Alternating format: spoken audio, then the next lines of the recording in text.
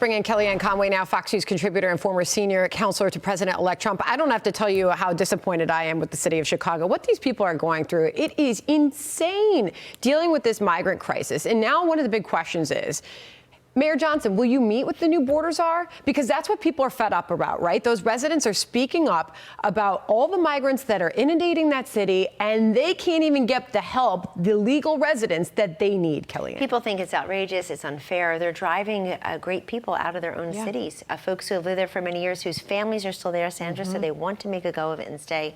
It's almost as if the Democrats weren't around for the election 4 short weeks ago. People spoke resoundingly, including in Illinois, including in Chicago, including in Gavin Newsom's California, where Trump-Biden 2020 versus Trump-Harris 2024, Donald Trump cut those margins in half, from 30 to 20 in California, and in Illinois, I think from like 17 to 9. Yeah. Kamala Harris won Illinois by single digits because of this issue. Everyday life is unaffordable, and people draw a direct nexus to that and the migrant crisis. So when are these liberals going to start listening to their constituents, lay down their muskets as part of the resistance? And I'll tell you, in the case of Gavin Newsom, a couple days after the election, he said he was going to go and tour 3 of the counties that went for Trump in California. Where's that Gavin Newsom? He's now spending $25 million of taxpayer money to resist Donald Trump and Tom Homan trying to effectuate the law.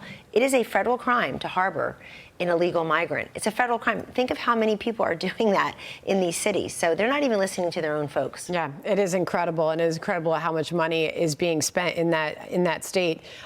This is brand new. So we just got this in to us. It happened about 40 minutes ago. New York City Mayor Adams was reacting to whether or not he will meet with the new border czar. We know the problems in New York City.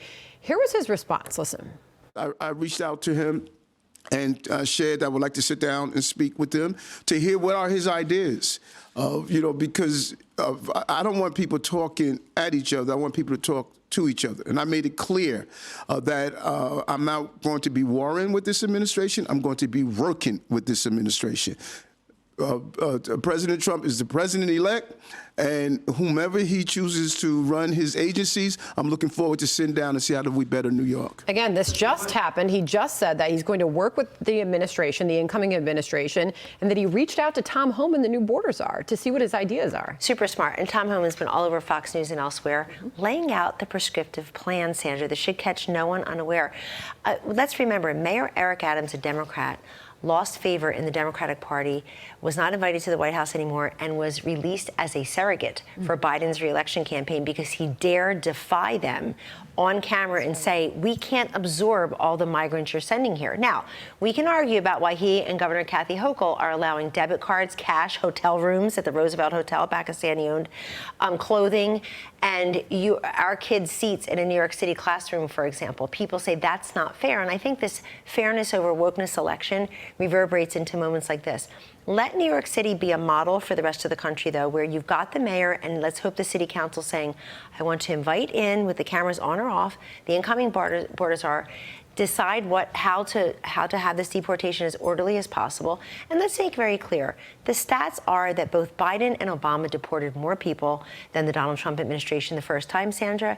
This is really to root out the criminals, the rapists, the folks who honestly just got here illegally, and get back to policies like Remain in Mexico. That worked when we had that policy. But nobody should be surprised what Donald Trump and Tom Homan are talking about. Yeah, and what we saw in the election is that spoke to those who came here from other countries and became legal citizens. Yes. They went about the process the right way. They spoke out in the election. Here's one of them, Chicago resident Giovanna Alvarez. She was at the city council meeting last night in Chicago. She came to the U.S. legally and says migrants are abusing the system. Here's her words.